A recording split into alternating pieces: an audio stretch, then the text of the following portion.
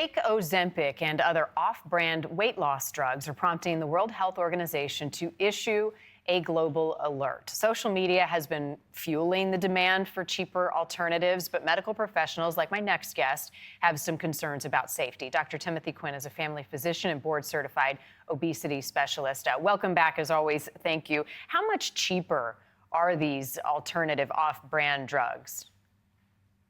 You know, I've been seeing a lot of advertisements on television and on social media.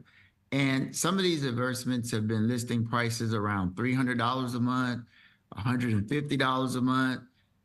But the deal is, as a medical doctor, we write the medication if it's clinically indicated, and the patients will go to the pharmacy, and in a lot of cases, their insurance might not cover it. It might cost over $1,000, and a lot of people, they can't afford that. No. So this is a big cost saving to get your hands on these type of drugs, but they're off-brand, they're alternative. What are the dangers and safety concerns, Dr. Quinn, around some of these options? Right. You said cost savings, but we have to ask at what cost?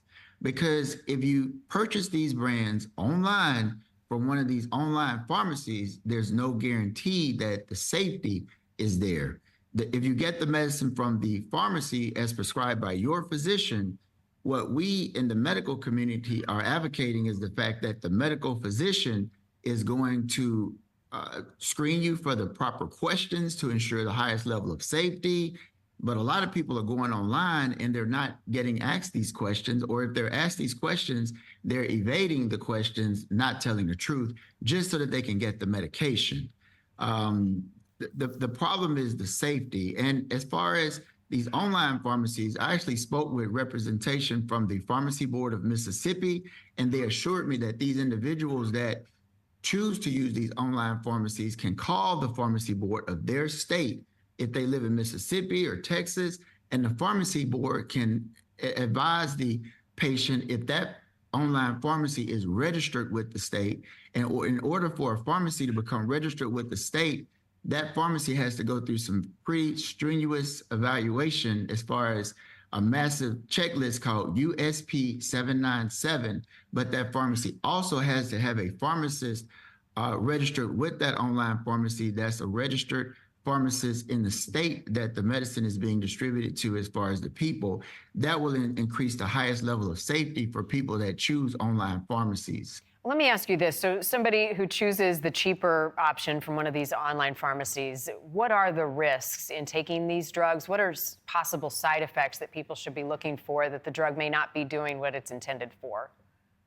Well, what we have to worry about is what is actually being reported. A lot of people are getting these medicines incorrectly. They're not being screened. If the person has a history of pancreatitis, then that person is not a good candidate. If they have a history of gallbladder disease, because these conditions can be exacerbated.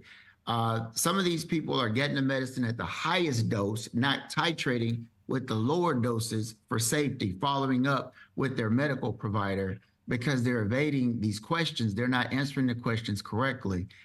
It's all about risk versus benefits. And a lot of these people, their risks are higher than the benefits. And some of these online pharmacies, it's been very well documented that they're not using the proper active ingredient.